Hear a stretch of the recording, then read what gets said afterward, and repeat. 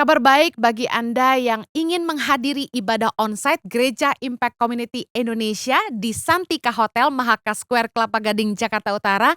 Mulai tanggal 14 Agustus 2022, kami akan mengadakan 2 kali ibadah yaitu jam 9 pagi dan jam 11 pagi. Mari datang lebih awal supaya Anda dapat tempat parkiran dan tempat duduk yang nyaman. Kami nantikan kehadiran Anda. Tempat sangat terbatas. Bagi informasi lebih lanjut, Anda dapat menghubungi call center kami di 0811 977 7745.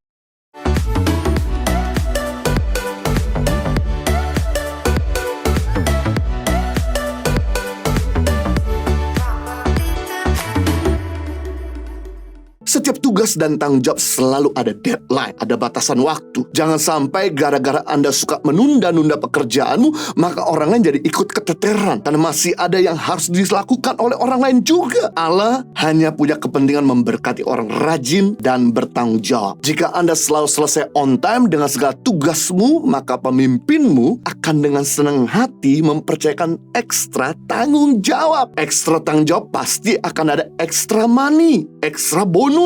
Di dalam Matius pasal 25 ayat 14-30, ada satu orang tuan memiliki 3 orang hamba. Hamba yang pertama diberikan 5 talenta, hamba yang kedua diberikan 2 talenta, dan hamba yang terakhir diberikan 1 talenta. Masing-masing diberikan sesuai dengan kesanggupannya. Lalu tuan itu pergi atau berangkat meninggalkan hamba-hamba itu. Hamba yang punya 5 talenta menjalankannya, mengerjakannya, dan berlaba 5 talenta. Hamba yang punya 2 talenta mengerjakannya dan berlaba 2 talenta. Tetapi hamba yang punya 1 talenta malas mengerjakannya dan tidak berkembang, talenta tetap satu. Begitu tuan itu kembali, maka tuan itu mengadakan perhitungan kepada hamba-hambanya. Hamba yang punya 5 talenta berlaba 5 talenta dipuji dan dipercayakan talenta tambahan. Hamba yang punya 2 talenta berlaba 2 talenta dipuji juga. Tetapi hamba yang punya 1 talenta tidak menjalankannya, maka talentanya diambil daripadanya, diberikan kepada yang menjalankannya. Menunda memang kenikmatannya sementara, tapi harga yang perlu dibayar sangat mahal. Bahkan lebih mahal daripada kenikmatan yang kita rasakan. Itu sebabnya penting, jangan pernah menunda belajar. Menunda belajar membuat Anda gagal. Anda gagal bukan karena Anda bodoh. Anda gagal karena Anda kurang persiapan, kurang belajar. Anda berhasil bukan karena Anda jenius. Anda berhasil karena Anda matang persiapan, rajin belajar. Orang yang rajin pasti berhasil. Guru udah memberitahu, minggu depan ada ujian. Kita gak mempersiapkan jauh-jauh hari. 1 malam sebelum ujian baru kita belajar bagaimana kita bisa mendapatkan hasil yang maksimal. Kita tahu bahwa besok ada presentasi, tapi persiapan kita cuma 1 malam sebelumnya.